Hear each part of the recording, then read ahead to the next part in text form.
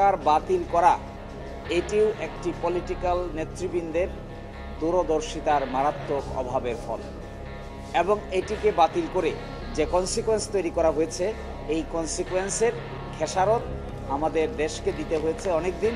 আমরা চাই এটা এখানেই শেষ হোক।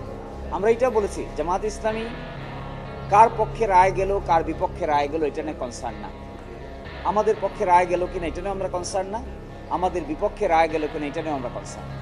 আমরা কনসার্ন হলো কি করে একটা গ্রহণযোগ্য সমাধান বের হয়, সকলেই অন দ্য সেম পেজ থাকতে পারে, এটাই সবচেয়ে বড় কনসার্ন।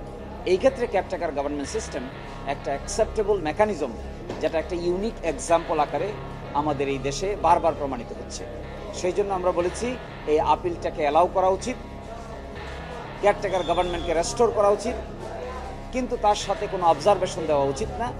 যেহেতু একটা বৃহত্তর সংস্কার প্রক্রিয়া চলমান, জুলাই চার্টার হয়েছে, আদেশ হবে, গণভোট হবে এবং পরবর্তী পার্লামেন্টে এটি নিয়ে আলোচনা হবে।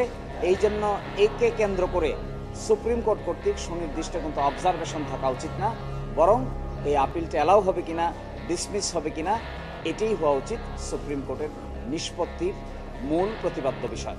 এখানে যদি বাড়তি কোনো অবজারভেশন থাকে, কোনো ডাইরেকশন থাকে, তাহলে ইতোমধ্যে জুলাই চার্টার এবং পার্লামেন্টে উপস্থাপিত যে প্রপোজাল এগ্রি করেছে রাজনৈতিক দলগুলো, সেই বৃহত্তর সংস্কার প্রক্রিয়া কিছুটা হলেও ক্ষতিগ্রস্ত হতে পারে।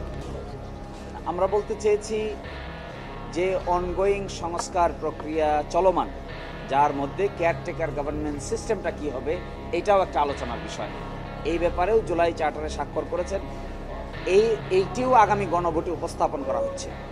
যদি তাই হয়ে থাকে তাহলে এখানে এমন কোনো অবজারভেশন দেওয়া ঠিক হবে না যা নাকি এই বৃহত্তর রিফরমেশন প্রসেস কোনো না কোনোভাবে বাধাগ্রস্ত হয়। এটি আমরা বলার চেষ্টা করছি। আপনি যখন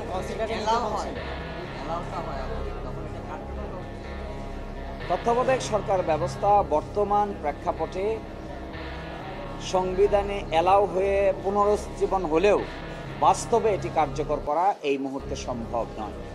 কারণ এখন যে সিস্টেমের মধ্যে আছি সেই সিস্টেমে আমাদের সংবিধানের পূর্ববর্তী আর্টিকেল 58 ক খ গ ঘ যে সিচুয়েশনে এটাকে অ্যাপ্লাই করতে হয়, এই সিচুয়েশন বাংলাদেশে আপাতত নাই। এটাকে যদি রেস্টোরও করা হয় তাহলে এটা ডরমেন্ট থাকবে।